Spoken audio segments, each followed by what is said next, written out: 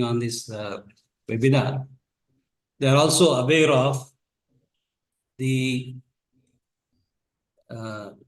national education policy, which was introduced in 2020.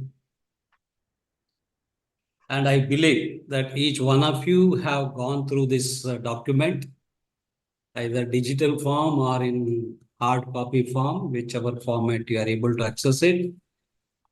Hope that you have read that. It is a 66-page document which talks about bringing about reforms in the educational sector and giving more emphasis on quality education in the school sector.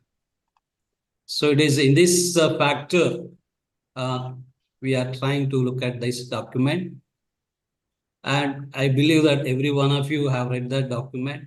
So I take this opportunity of reading along with you, having a relook and re-understanding of the same ideas which has been articulated in a different perspective or in the same perspective as we have visualized. So it is in that context, I am going to start my session. So I have been assigned the topic of curriculum, pedagogy, and assessment. Okay, so it is this component that I am going to address this. I have made this topic into 2 sessions. In the first session, I will be addressing on the related issues of curriculum, its structural reforms, and the curriculum reforms that has been suggested, and the way in which the language is going to play a trivial role in that perspective is also going to be looked into that. So it is in that perspective we are looking in the first session. In the second session, we are going to see how the curricular integration of different pedagogies, its assessment, and its interpretations in terms of progress card, and how this policy also gives accommodation for the gifted and talented students and making education more inclusive is what this part of the things are going to be. So let me share my screen.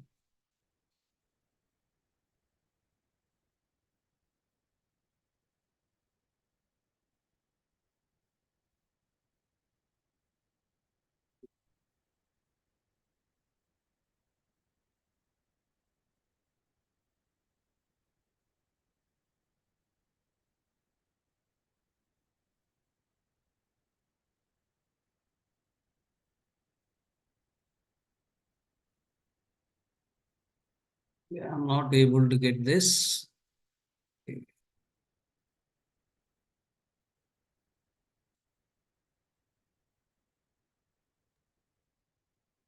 is visible to us, sir. Yes, yes. Slideshow is there. Yes, sir. Yes. Sir, it's visible, but you Yes, can make yes. it Now as a I made it. slideshow. Okay, Yes. Visible, but Yes, sir. okay. Yes, sir. Yes, sir. Now. Right. Okay. So this is the topic that we'll be discussing for 2.5 hours to 3 hours. And in education sector, why curriculum becomes very important. So as we know that schooling is a number of years of experience child gets in different activities that the school designs so that the child gets every experiences in all kinds of activities, whether it is curricular or co-curricular activities, or what we call now they are talking about holistic development of the child. So prior to that, in National Education Policy 1986, we talked about all-round development of the child is the main aim of providing education. So that was the main thing. Now we are translating that all-roundness into the holistic education, where we are saying that well-rounded individual has to be developed. So how is that holistic learner is being created and he is being developed in the school environment is seen through the prescribed curriculum which has been given to the school sector. So that means curriculum is the framework under which we visualize how the holistic development of the child in all dimensions are being given importance. So it is in that perspective, we see that how curriculum plays an important role and how is this National Education Policy 2020 is focusing on curriculum and what are the suggestions it is trying to give to us and how these perspectives and suggestions are going to be translated into action forms in the form of national curriculum framework for different categories and how these frameworks are going to be converted into various courses by translating them into syllabi and ultimately transferring them into textbook forms for self-learning material and supporting the teachers with learning resources and encouraging the teachers with what kind of approaches, what kind of philosophy, what kind of pedagogy one should embrace to make this learning experience more meaningful. So it is in that perspective, we have to look at what the vision of the policy regarding the school experiences a child should get when the child is in the schooling period. So it is in that perspective, we are trying to look at this document and we'll go by those aspects. So it is, this is the topic. So it says that emphasis is on learning should be holistic, integrated, enjoyable, and engaging. So that means the essence of curriculum and pedagogy that happens in the school, ultimately, it should translate itself into the enjoyability of the learners by learning whatever has been given to him in a holistic manner. So it emphasizes that no subject can be learned in isolation. We have to learn them in comprehension with other subjects by imbibing varieties of ideas into the same concept in one subject enriches that idea. So therefore, when I try to do this, I need to integrate the knowledge from different disciplines. So when I'm trying to integrate it and learn it, trying to understand it in a very comprehensive way, I need to enjoy that. So that means emotional factors of the learner in the learning process also should be brought in. So emotional factors also to be considered. And by doing all those things, though it is not only a joyful learning, joyness must be there, but ultimately learning should happen in a very meaningful manner.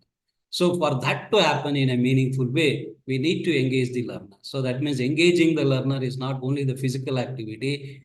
They are saying that the learner must be engaged cognitively.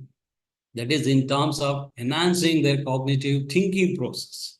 And then when we start thinking, it leads to intelligence, it leads to creativity, it leads to enhancement of their memory, it leads to enhancement of application of the knowledge in different areas. And now we are talking about critical, creative thinking, okay, critical thinking, reflective thinking, computational thinking, all kinds of different forms of thinkings are emerging. And those thinking abilities needs to be enhanced. So that is what they mean by engaging. The essence of this entire two session is going to be centering around this. So therefore, we need to look at that. It is a learner-centered and it is learning-centered approach that the policy is taking, and that is what we are trying to look at it. Now, first and foremost, the policy is talking about what is the beauty of these policies. It is not only saying the visions that it is likely to look at it, but also it articulates how those visions can be achieved in a given time frame. So that is the beauty of that. So even time limit is also there, and how it can be achieved. The procedures and the means and the mediums are also suggested. So it is in that way we have to try to look at it. So the school education, to bring in quality education, they have restructured the entire school such structures. Earlier we had primary, upper primary, secondary, and senior secondary levels at different levels. Now they have brought it, merged it, and they have brought in the pre-primary education into the schooling sector. So that is Anganwadi, Balvatikas are also brought into formal school sector. So therefore, it has been restructured as 5 plus 3 plus 3 plus 4 category. So that means 5 years of foundational level, 3 years of preparatory level, 3 years of middle stage level, and 4 years of secondary stage level. So it is in this particular way they have revisited the school structuring, and they have also and also enhance the research component that learners try to learn in the beginning itself, and the learning activity is very vigorous in the early years. So keeping that in mind and the different scenarios across the globe, they have brought in pre-primary education into the school education system. So therefore, there is a need to merge the Anganwadis or Balvatikas into the school system, and there is a requirement of synergy between different departments. Funding has to be channelized, and the activities need to be monitored under a particular leadership. So it is in that way they are trying to restructure the school structure. So it is a structural reforms. So according to the structural reform, they have also suggested curricular and pedagogical restructuring is also essential. So it is in that way they are talking about the four different structures. Okay, so they said it needs to be reconfigured. So that means here already things are there. We have been doing it. Anganwadis are functioning, children are going, they're there. They try to learn through whoever is there in the Anganwadis. With their help, they are also learning some knowledge, some language, and they are trying to make the meaningful out of that. So now we want to give a structure to that. So we need to reconfigure it and try to say how they are functioning, how it needs to be made more functional. So there in Anganwadis, only the 7th pass or 10th pass graduates or any individual who is there in the village is appointed as the caretakers, and they teach what they feel like without having any formal cultural structures. But now, when they come into the fold of formal structure, the question comes, so what should be the educational qualification? What should be their pedagogical approaches? And which is the authorities which decide that? So these are the issues that comes up, and that needs to be addressed with the respective authorities, and that needs to be implemented. So the major focus, what the policy is talking about, we have to give very much importance to the developmental needs and interests of the learners. Okay, as the child, we know that the child development happens from day one till the child attains the puberty and attains the maturity till the adulthood period, that is 21 years of age. So till that period, so now technically in Indian context, it is 18 years, they become the citizens and the valid voters of Indian Constitution. So therefore, up to the 18 years, the schooling has to happen. So they must be retained in the school structure itself. So their interest varies as per the age, as per their developmental aspiration. So these aspects needs to be considered when curriculum is being prepared. So it is in that way they are talking about reconfiguration and doing the revisit of all those things.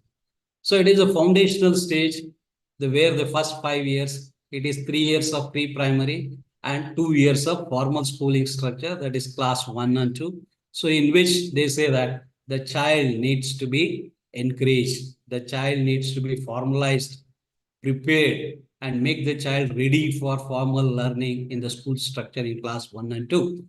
So it is in that the formative years in the pre-primary education, they say that we must use majorly the play method or activity-based approach, which encourages the child to get involved in those plays and activities and feel enjoyable coming to the learning centers. So it is in that way you need to design your curriculum and pedagogy. And it has been mentioned in para 1.1 means under the early child care education, they have said that what should be the methods, what should be the contents that one can look into, and those aspirations also to be brought under this 4.2 issues. And at the preparatory stage, it is the next continuation stage of next 3 years. It is class 3, 4, and 5. So again, the playway method, activity-based method needs to be enhanced, needs to be brought up, and the child must be introduced into formal learning of, though it has been introduced in class 1 and 2. Now 3, 4, and 5 in that class, the child is formally put into the structural way of learning the different languages, learning the environmental science, and learning the mathematics. So it is from that factors, though they have been learned at the foundational level in terms of literacy and numeracy, the same thing has to be enhanced in terms of its scope. And here, the formal textbooks are introduced there. So in that textbook, they say the textbook should be light textbook. It doesn't mean that it is weightless. So it is in terms of the content that are there, the pictures that they are there, and the way it has been illustrated, narrated, all those things must be used in a simple term so that child feels interested and being attracted towards those kinds of activity. And make the book more interactive. Classrooms and teaching learning must be more interactive. So that we are going to prepare a groundwork for the next stage of the formal schooling, that is the middle stage. So it is in this particular stage of your 3 years of preparatory stage, much importance is given to reading, writing, speaking, and physical education, art, language, science, and mathematics aspects are given much more important.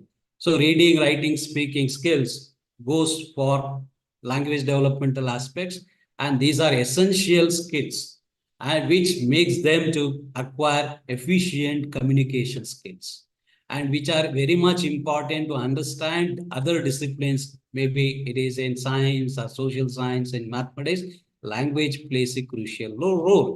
So it is in that perspective, much emphasis must be given to acquiring these fundamental skills of the languages, fundamental skills in mathematics in terms of numeracy, and doing fundamental operations in numeracy in the initial stage and strengthening them at the preparatory level in a formal structure, introducing them to the procedure of doing additions, doing subtraction, doing multiplication and divisions. All those things are introduced gradually. So it is in that way, this preparatory stage must be focusing on preparing the child to the next higher levels of learning, which becomes more formal and structured.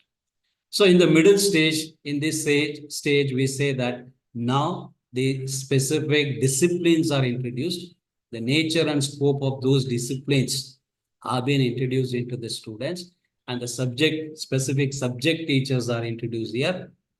Now, up to class 5, every teacher has to teach every subject, but from class 6, 7th, and 8th, the science teacher, maths teacher, social science teacher, language teachers has to teach their respective subject because the students need to understand their subjects in depth.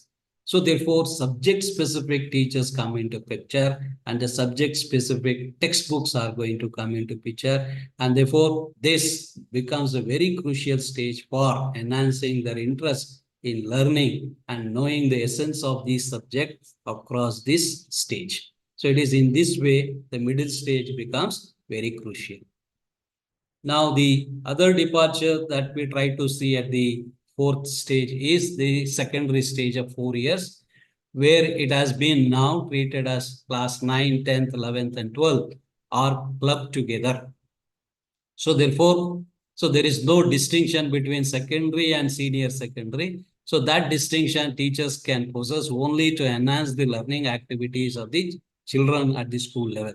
But the teacher's duty is now is enhanced, and no teacher can say that I am not prepared for teaching at the senior secondary level, or senior secondary level teacher cannot say I cannot teach the secondary level, I am not for them. So these kinds of arguments will not happen. So all teachers who are there at the secondary teacher stage, they have to equip themselves to teach to any level from class 9 to class 12. So here the subject has been made more specific, and the disciplinary aspect is given more concern, and it is given in depth and making them to think critically in those aspects and trying to see how this subject enriches their own understandings and interests in their own ways and trying to make their own choices in their different areas of study. So it is in that way they are trying to look at it. So in this class 11th and 12th, they are saying that there is an option of existing and re-entering into the next phase. So that means there are chances for some students who may leave out the schooling at class 10 and may not continue the higher education in class 11th and 12th. And for them, they may leave at that juncture, and after some years, they may come back and continue class 11th and 12th. So this re-entering is also made possible, and exiting is also made possible. Now, since this option is there, and therefore they say that the vocational education needs to be introduced from the middle stage itself. So that means from class 6th, 7th, 8th onwards, vocational education needs to be introduced so that every child is being exposed to a particular kind of vocation and the skills involved in doing those kinds of vocation. If the child is interested in carrying out that kinds of activities and skills, so after class 10, he may able to look for doing work in the same vocation and lead a good life in the society. So it is in that way pursuing vocational education at the 11th and 12th or even from class 8, 6th, 7th and 8th has been made one of the optional subjects that school needs to create and provide to the students. And therefore, they have a option of exercising their choice. So that means they have the freedom to make decision whether to continue with the higher education or to exit from the system and work for the different areas of the vocation, come back with that experiences and again continue if their interest in the same area and the subject that they want to learn in the same courses are available, then they can proceed in the same line. So it is in that way the secondary stage has been clubbed and no more senior secondary level and no more pre-university colleges are likely to exist independently. So these are need to be merged and the schooling system means it is from pre-primary to secondary stage. So when the child enters the schooling from 3 years and the child need to exit from the school system only at the end of 18 years of age. So therefore, there is a great challenge before the school system that how do we enroll the 100% enrollment is done, how much of retention we are able to retain them. 100% retention is to be ensured and reducing the dropout rates from transitional stage. From preparatory to middle, there is a transitional dropout rate. And from middle to secondary stage, there is a transitional dropout rates have been there. And how do we address that? How do we say that no student is allowed to drop out at any stage?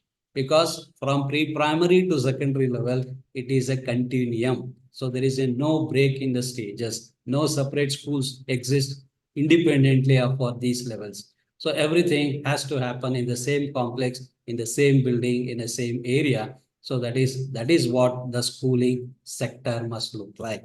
So it has to have starts with pre-primary and end with the +2 level. So that is the way in which the policy looks at as a school education.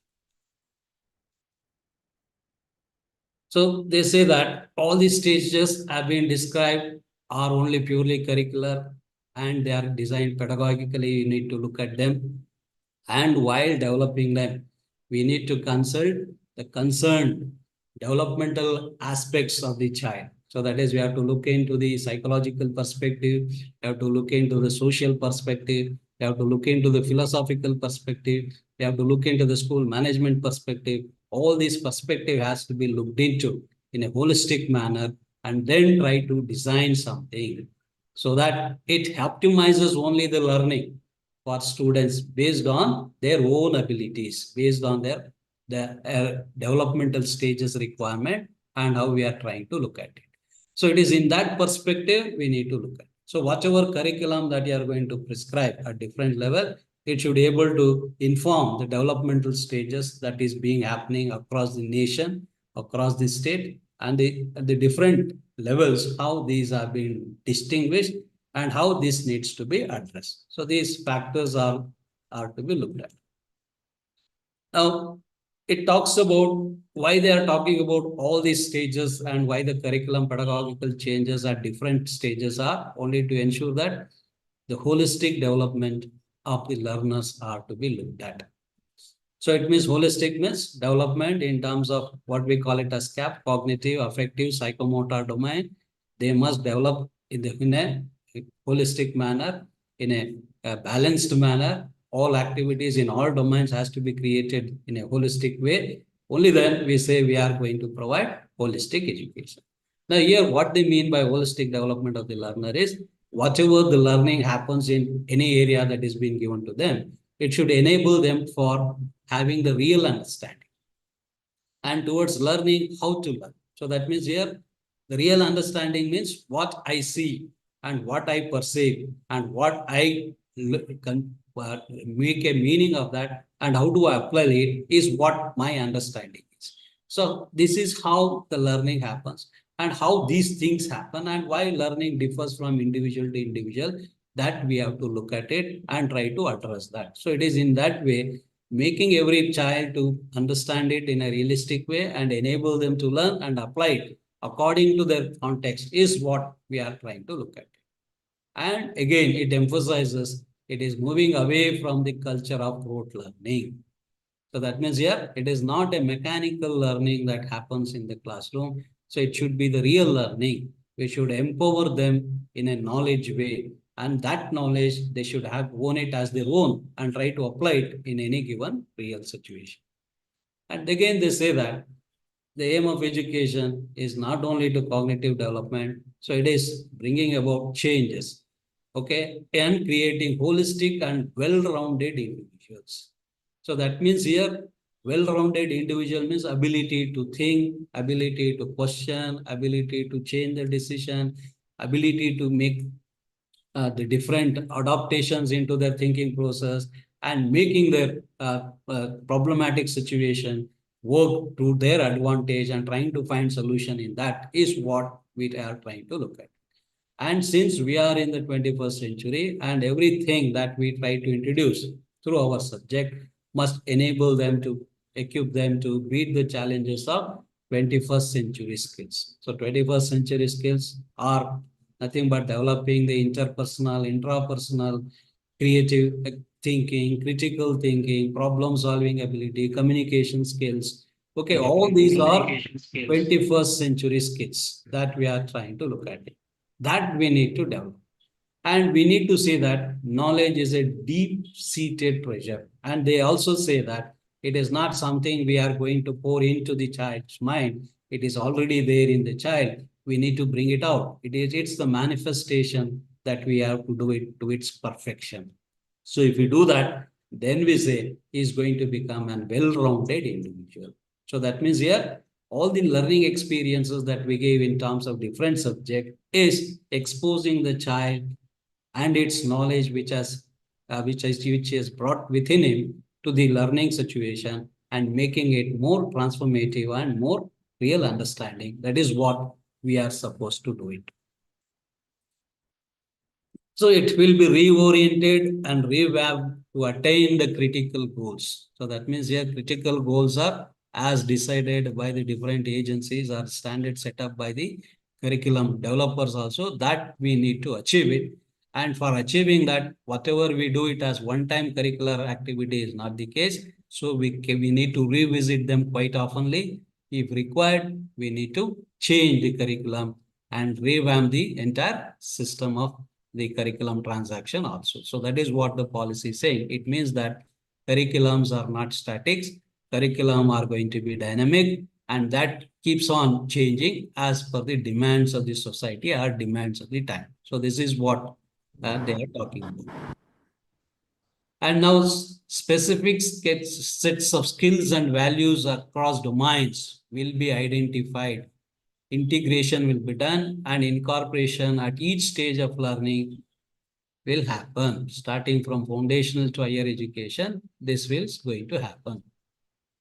So that means here, each domain of knowledge that we are trying to introduce in the school system in terms of language or in terms of science or in terms of mathematics or in terms of social science, they bring their own sets of skills along with that knowledge.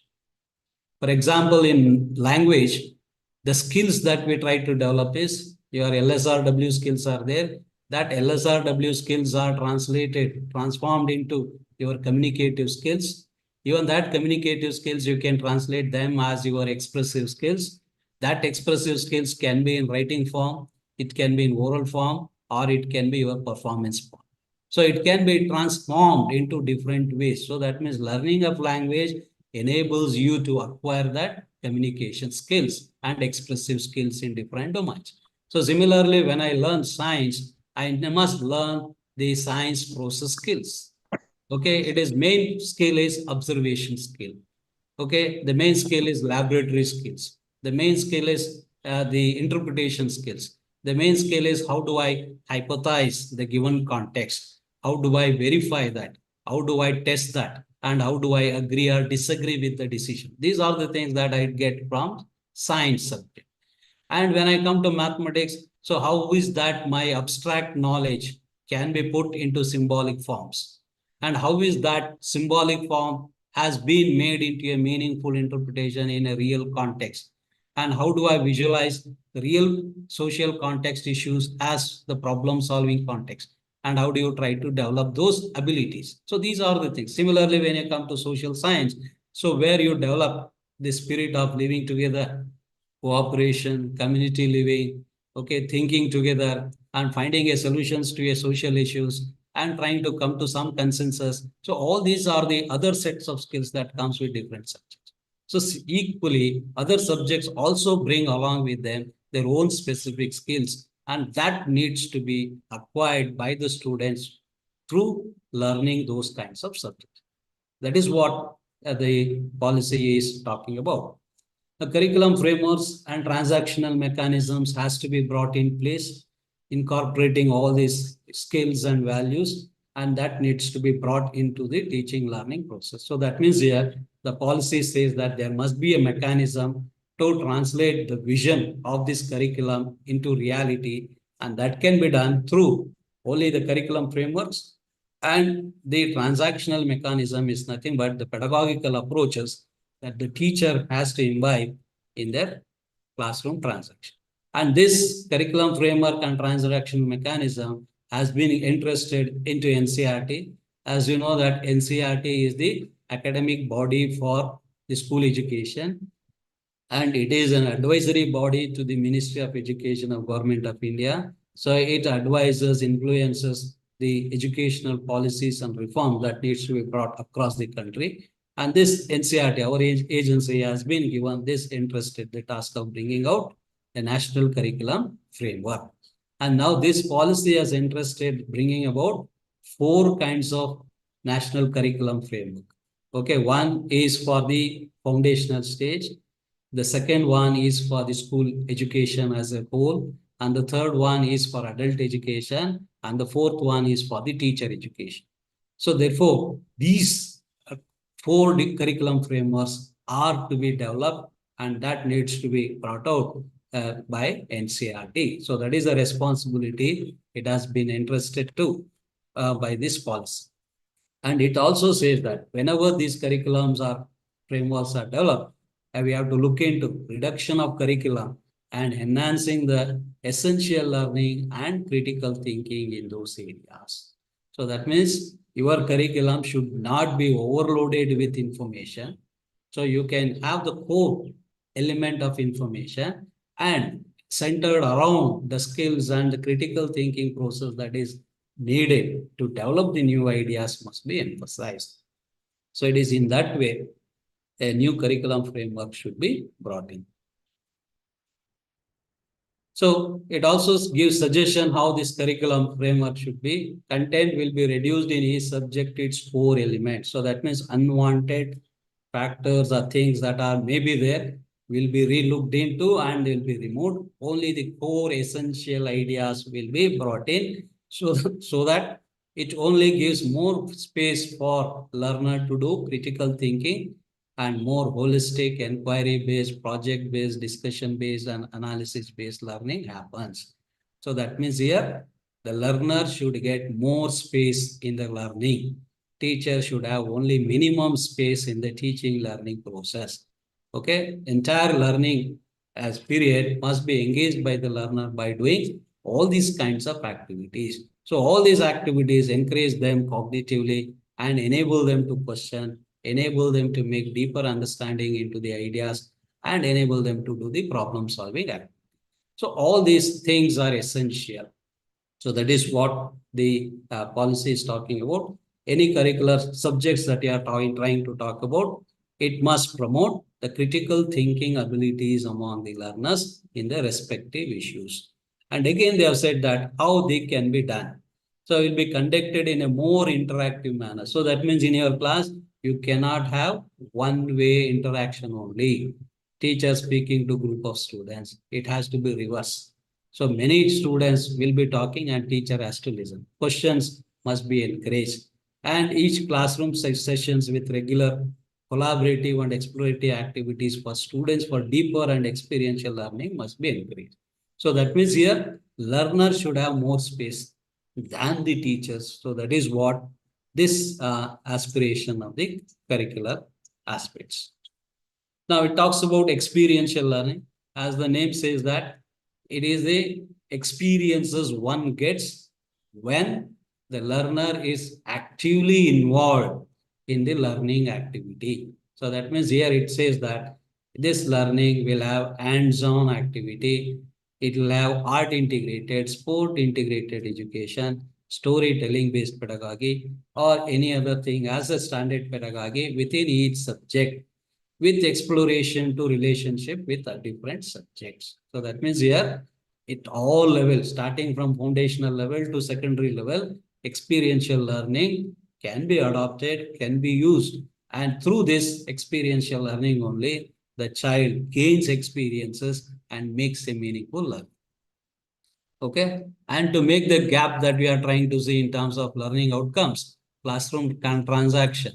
So this classroom transaction, the policy is insisting that we have to move towards competency-based learning and education. So competency-based education means the curricular areas take the backseat. Only the related knowledge and skill of that particular thing in a real situation is being tested. Only then we say it is a competency-based learning. And if the same kind happens in a testing procedure, we call it as competency-based testing. And therefore, they say that we need to move towards competency-based education. So that means here, we need not restrict only to a one kind of textbook. A child or the teacher is free to look at varieties of textbooks having the same kind or different kinds of information, bring in all those sources of information, enrich the learners with different kinds of experiences and enable them to have their own understanding. So that is what we say that competency-based knowledge. So competency is nothing but it is a summation of knowledge with the related skills. Okay, the knowledge with the related skills combined together, we call it as a competence. If I say I have got competency in the language means whichever language I may be using, in that language, I must be proficient in speaking, reading, and writing. If I'm able to do it freely, independently, without the support of any other individuals, then I say I have acquired competency in my language. Okay, no dependency or other. So where you can do it independently on your own because you have undergone those experiences and you have developed those abilities within you. So that is what we call it as competencies. So that competencies comes by acquiring the knowledge and the related skills. And again, when we are trying to say moving towards competency-based learning means our assessment cannot be as rigid as we are following in the name of board examinations or competitive examination. As we know that assessment are of three kinds: assessment as learning, assessment of learning, and assessment for learning. So when you look into assessment as learning means it is making the learner also to the part of assessment process and enabling him to know the procedures and the outcome of the assessment. So that is what we call it as authentic assessment. They know what is going to be assessed, how it is going to be assessed, and how the results are going to be declared. If these things are being exposed in advance, then we call it as assessment as learning. If you look at assessment of learning means what we call it as generally now as summative assessment. So where the learning has happened over a period of time and that total experiences are going to be tested at a particular time. So that is what we call it as summative. It is summing up of the learning experiences across the different periods and making your own decision. So that is what we call it as summative assessment. Assessment for learning means it is a formative assessment. So where the policy says that we have to go for formative assessment. So assessment for learning has to be emphasized more rather than of learning or as learning. But gradually, We need to move towards assessment as learning. So that is the ultimate way in which we are trying to look at that. So when we are trying to look at that as assessment for learningness, it is formative because as the new ideas are being generated in the child's mind, how those ideas are strongly built in and how those ideas you spoke for enriching the idea and building the new ideas and the structure of the knowledge. So it is in that way formative assessment becomes important. And they say that all these things must be aligned with the learning outcomes, capabilities, and dispositions as specific subject of a given class. So that means it is not the subject matter that you are going to test it. You are going to test the learning outcomes fixed for that particular subject and the capabilities that one should acquire by learning them and what is his disposition. So that means his attitude towards that. What is the values he has got towards that kind of a subject. So these are called as the disposition. So it is not just testing the knowledge, you're trying to test the knowledge, related skills and values in a more comprehensive way.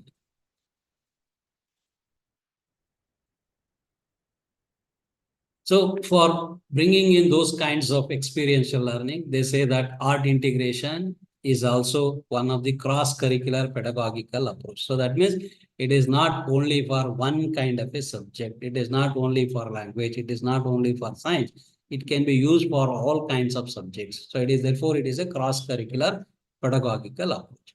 So here art means here what the way in which we try to look at it. Is it a drawing? Or is it a painting, or it is a performance oriented, or anything that you are trying to visualize in the name of art. So every subject, for example, in mathematics, I use drawing as my art. Okay, we draw the pictures of varieties of geometrical of shapes and patterns. So I use the art, drawing as my art form. Okay, so in different subjects, they may use the different art forms and try to integrate them and try to see how art and culture of the land gets more imbibed across the concept. So therefore, you can try to use that. And when these arts are brought into that, then more experiential learning can be there. And even art integrated can be looked at as an embedded transmission in those activities can be looked into. So while you are trying to bring in art, they say that try to bring in the Indian art culture, ethos, values in those activities. So this will say that they believe that art integrated approach will strengthen the linkage between the subject and the culture. Okay, these things must be looked into. Similarly, another cross-cultural approach that their policy is talking about is sports integration. So though sports is given less importance in our school system, now physical development of the learner is also essential.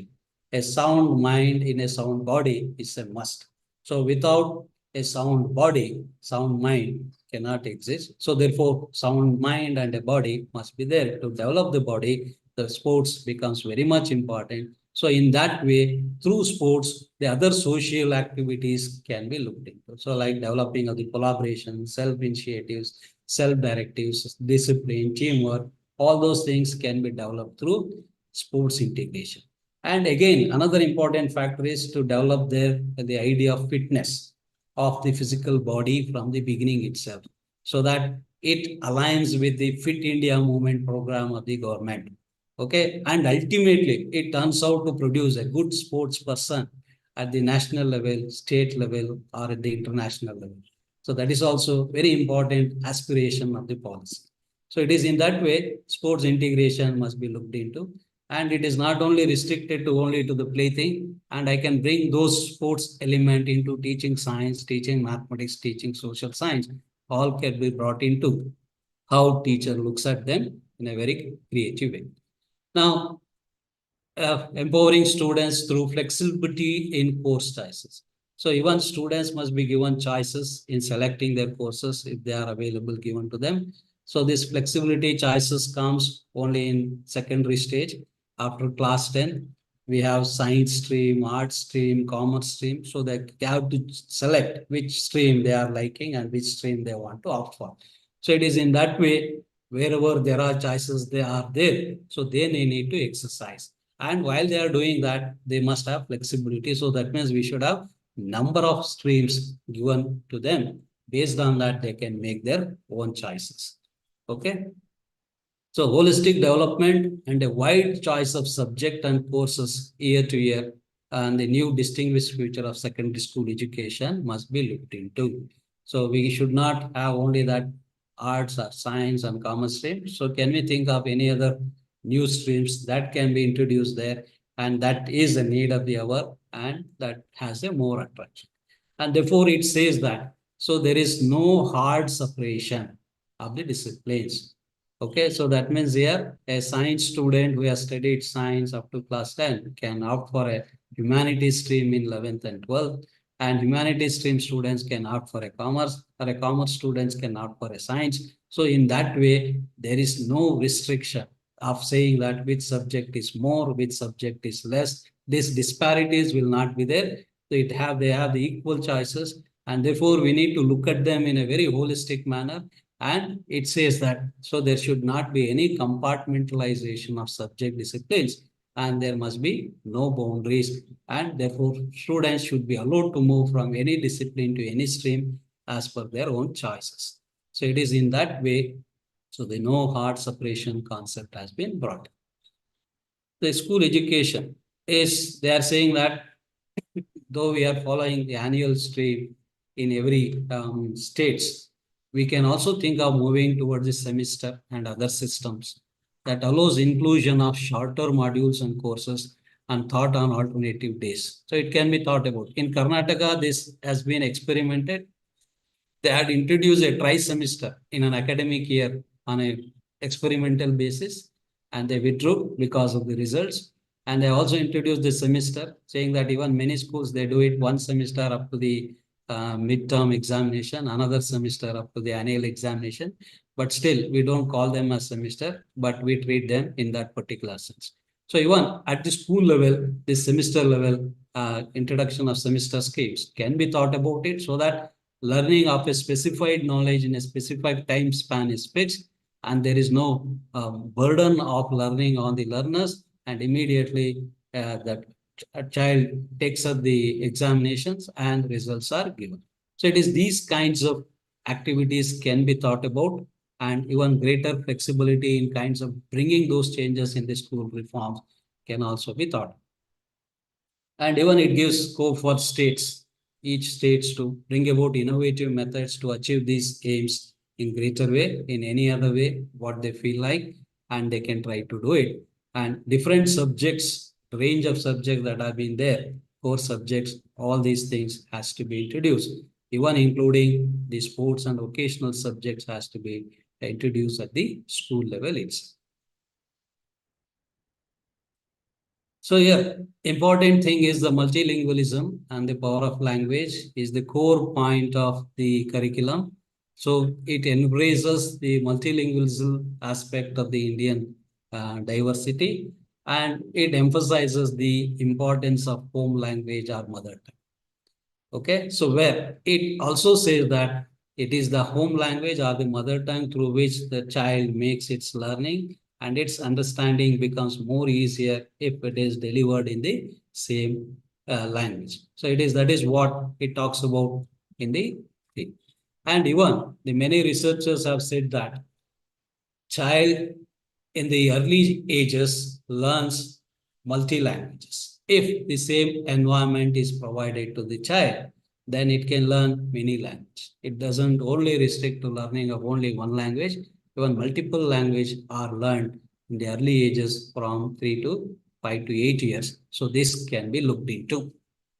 So that means here, if you create varieties of language environment in your school, say for example, in border areas, this situation exists where students learn two different languages. For example, if you go to Ballari in Karnataka, they are exposed to Telugu and also they are exposed to Kannada. So there the teacher has to be well versed with both the language of Kannada and Telugu.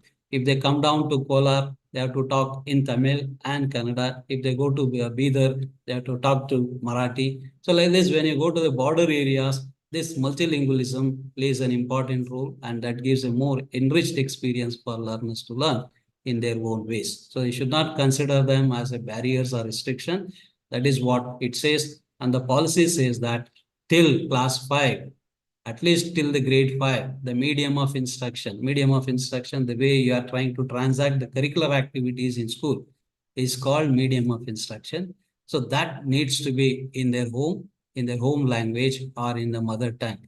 And they also insist that it should go on up to the grade 8 and beyond. So now you can say that Government of India is trying to bring textbooks in Hindi, in regional languages also, even for professional courses.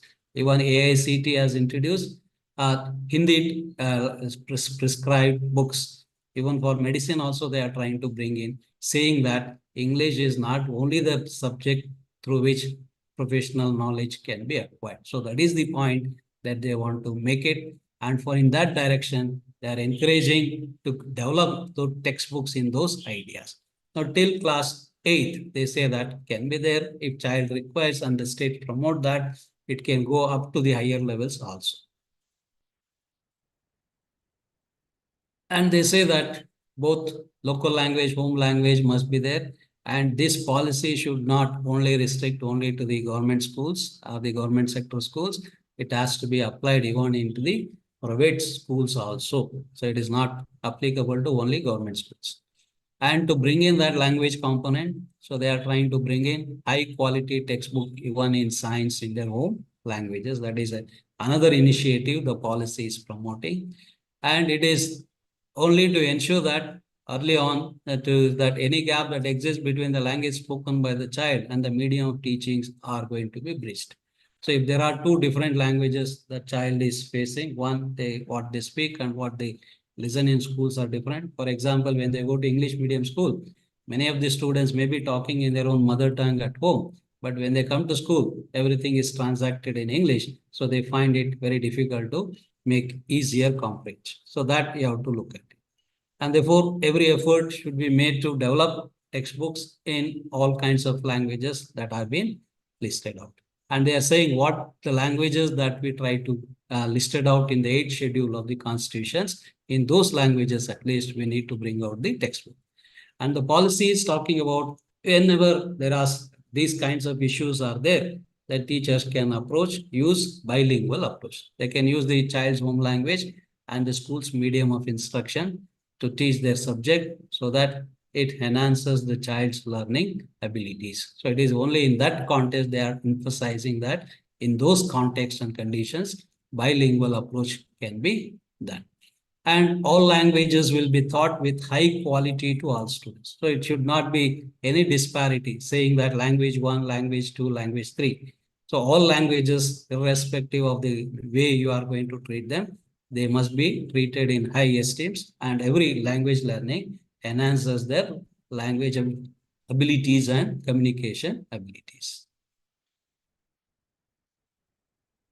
And again, all these things, they are saying that it has been emphasized because research has been done in this area, and they have found that the children in the age group of 2 to 8 years, they learn many languages without any hindrances. So that is what the research across the globe are suggesting, and therefore their policy says that so multilingualism can be looked into, and the language learning will start from foundational stage onwards itself.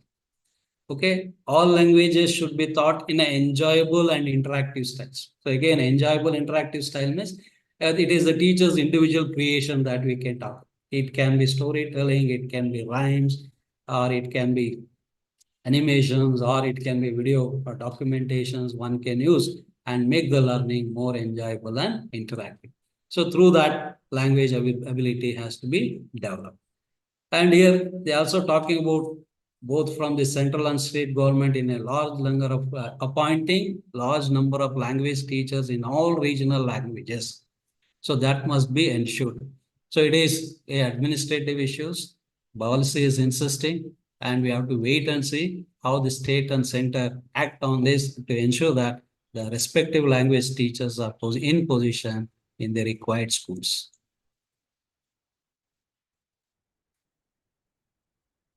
Okay, so different states may have in agreement with each other to hire bilateral agreements to hire teachers in large numbers from each state. For example, in UP, if there is a Tamil schools and if they require Tamil teachers, they can come and interact with the Tamil Nadu state government and have an agreement that they will provide Tamil language teachers whenever the UP government requires them. So in the similar way, whichever language is being there in different states, if they come to these kinds of understandings and MOU is been signed, then this can be sorted out. And it is all these things have been done only to satisfy the three language formula that we have adopted, saying that the mother tongue is going to be the first language, second language will be the another Indian language, and the third language is going to be the foreign language. It is English, I think. So it is these kinds of languages, formulas that we have adopted has to be looked into. And they say that whenever you are using any kind of languages, use the technology that has been available for making the language learning more effective and enjoyable. So it is in that way. So you cannot be neglecting the technology development that is been happening, and how those technology can be brought into your classroom transaction can also be looked into. So it says that three language formula will continue to be implemented throughout the country. But when it comes to southern part of the country, only this three language formula will have a major issue. Whereas in the northern part of the country, the majority of the state use only Hindi and they learn English to some extent and they use Sanskrit as the third language. Whereas the essence of three language formula was the one of the non-speaking languages of this native land has to be learned. Okay, whereas in southern states, we learn the local language, we learn the English, we also learn the Hindi. Whereas in northern part, this reversal is not happening. Nobody is learning Kannada, Tamil, or Telugu, or Malayalam, but we are learning Hindi and we are also learning Sanskrit. Okay, this is how things are made the changes. And therefore, they say that there must be greater flexibility in the three language formula.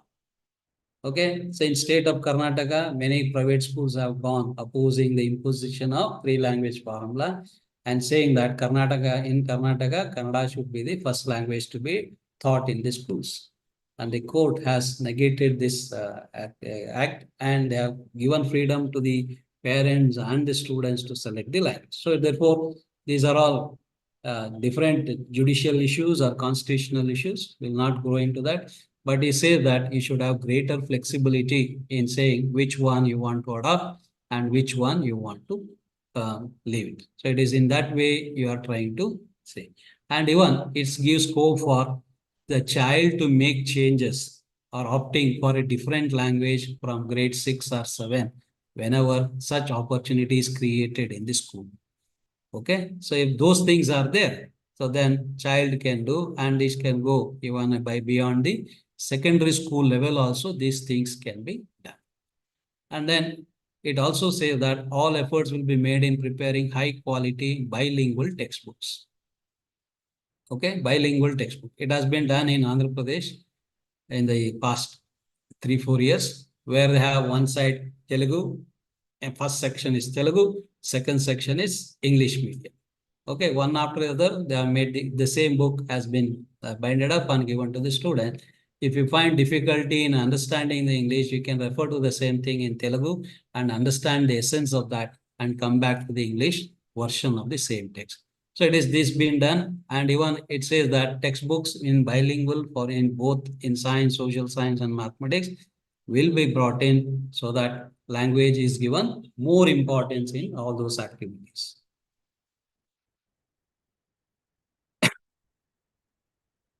So even they are quoting the instances where in the more developed countries, only one language has been adopted, one language, one culture, one tradition has been adopted, and still they are progressing it.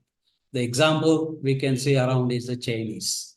They learn their own language, even in Japanese, we can see they learn their own Japanese language, and they have made tremendous development in all spheres of developmental activity. Okay, so it doesn't mean that learning more than one or three or more than that is hampering us, but there are still examples where one can excel in their own languages and perform at the national or international level. So it is these kinds of things that we have to look at it. So language is indeed a huge benefit to educational, social, and technological advantages that we have to look. And here we say that Indian languages are the most richest and most scientific and most beautiful expressive language in the world. So we had thousands and more languages. Now some of them are in the endangered list of languages. They have been not used extensively and less number of people to use and talk and write, and therefore they are going to be vanishing. And there are certain languages with inbuilt structures and they have to be looked into, and they have used very extensively even in film and music. And because of those, they have got more varieties and publicity. So cultural enrichment as well as national integration is also been seen through language development. So that means the language has that capacity to bind people to come together and develop even the patriotism, and also bring in the people with unity in all kinds of ways can be looked into.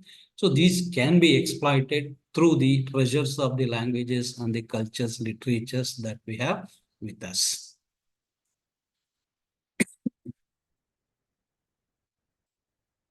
So it says that while learning language learning should be fun project and activity based.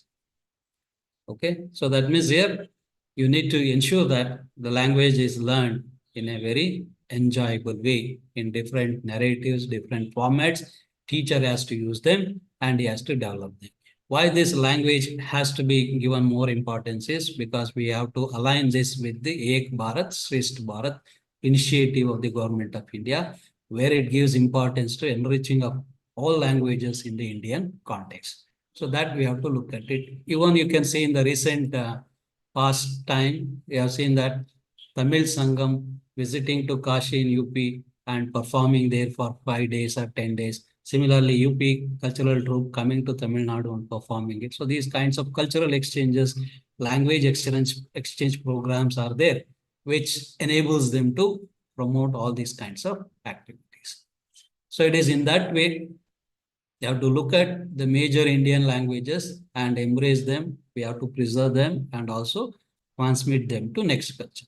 So it is in that way, if you are trying to look at it, the students will be knowing which is this language, which is that state, which is a geographical area, how many people are speaking that, how it is being used and how it is being utilized in a day-to-day activity can also be looked at very extensively. So it is in that way, the language learning will also help you to understand the geography of the language or history of that language in a more vigorous way. So it is in that way they are talking about.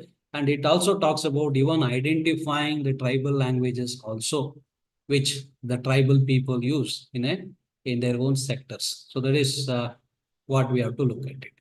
So it gives a both sense of joyfulness and also beautiful cultural heritage and diversity of India.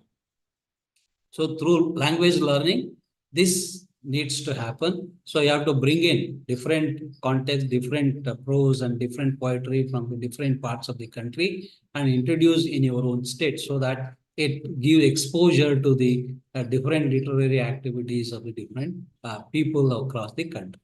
So it is in that way we can also try to look at it. So this must be project and activity would be joyful activity and would involve any form, does not involve any form of assessment. So when language is being learned, so you did not put them into rigid assessment procedures. It is only, you should encourage them to learn, enact and enjoy that particular process. It is in that way we have to look at it. So next it talks about the classical language and the literature of India. Okay, the number of classical languages that we have in our Indian tradition, that we have to look at it. Among that, the first importance they are trying to give importance is to the Sanskrit, and saying that how modern language and the Sanskrit language are going to be looked into. How Sanskrit is enhancing the modern languages can also be looked into from all aspects. The Sanskrit language is talking about different kinds of disciplines, including mathematics, philosophy, grammar, music, medicine, archaeology, metallurgy, storytelling, and many more things have been highlighted in Sanskrit. So this has to be looked into as one of our classical languages, and this Sanskrit has to be reintroduced at the school level. It has been already there.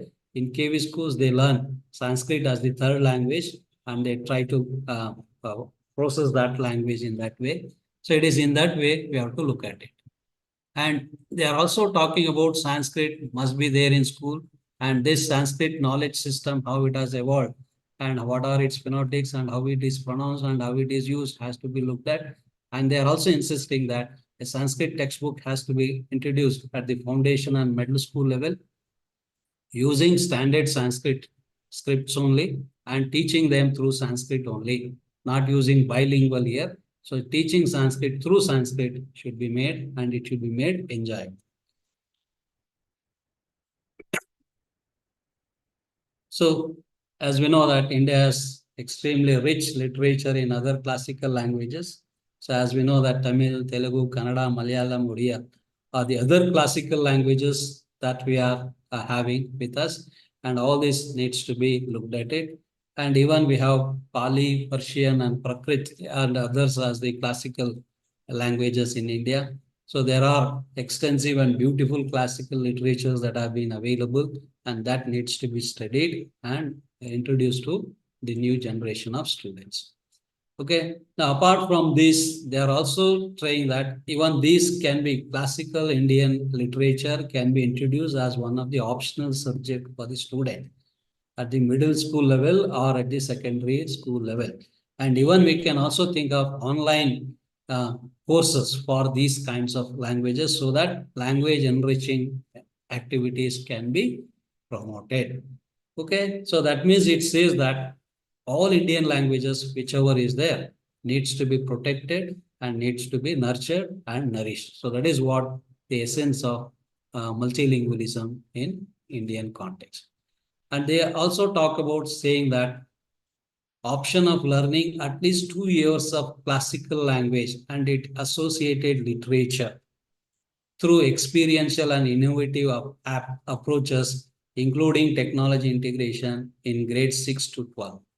Okay, so if the curriculum, if the states and the center think of giving such an option, so then it could be thought about and brought into the schooling system. And they also talk about bringing about foreign languages also, not only restricting to Indian language.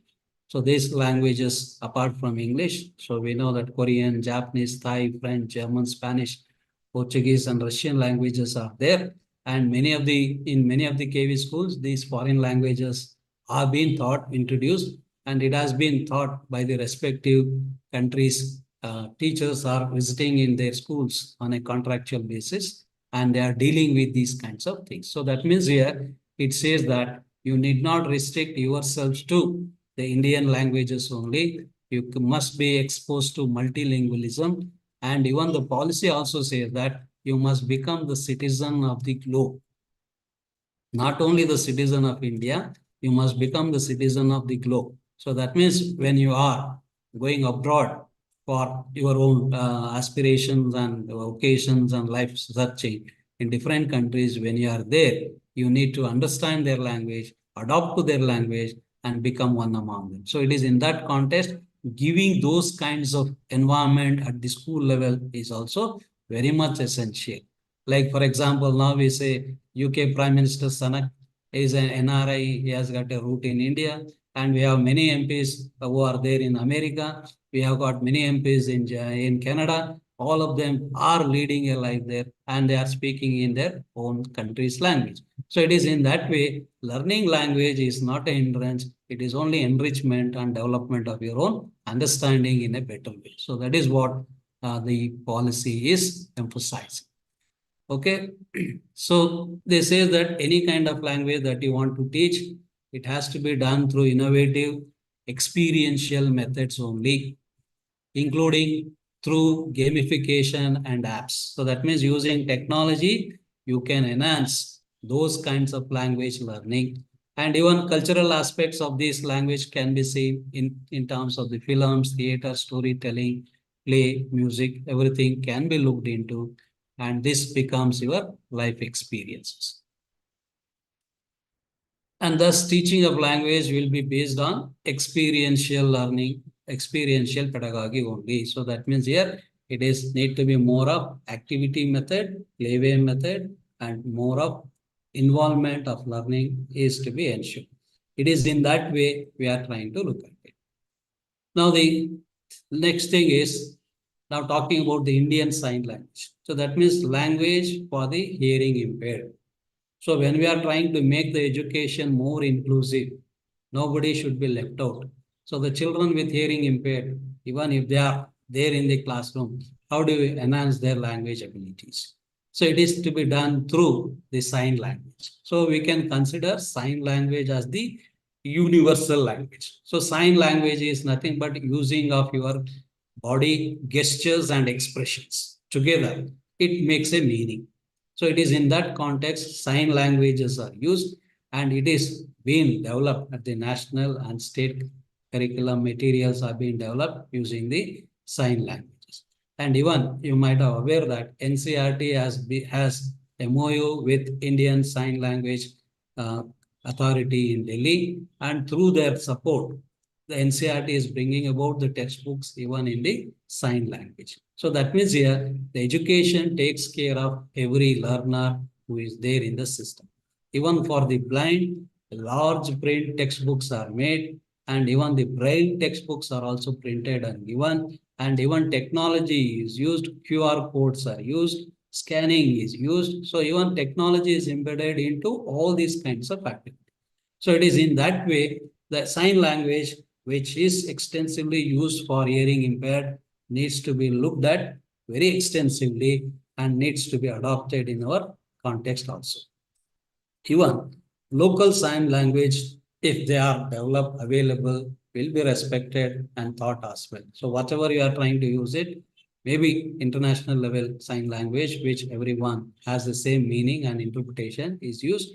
And if there are cultural specific, state specific language, signs language are there, even that will also be incorporated into the systems and can be brought into things. So therefore, we can understand that the curriculum, whenever we are framing anything, means the language plays an important role. So multilingualism is what this policy is promoting. It is not encouraging any one particular kind of language. So it gives much importance to home language or mother tongue in the beginning. And as the child develops, grows from grade 6 to 12th onwards, you can opt for learning many more languages. In that context, the language becomes the tool or the strategy for understanding the knowledge of different disciplines. So it is in that context, language plays a crucial role. So it is in that way, the addressing of this component of multilingualism in the policy has been articulated in this particular manner. Okay.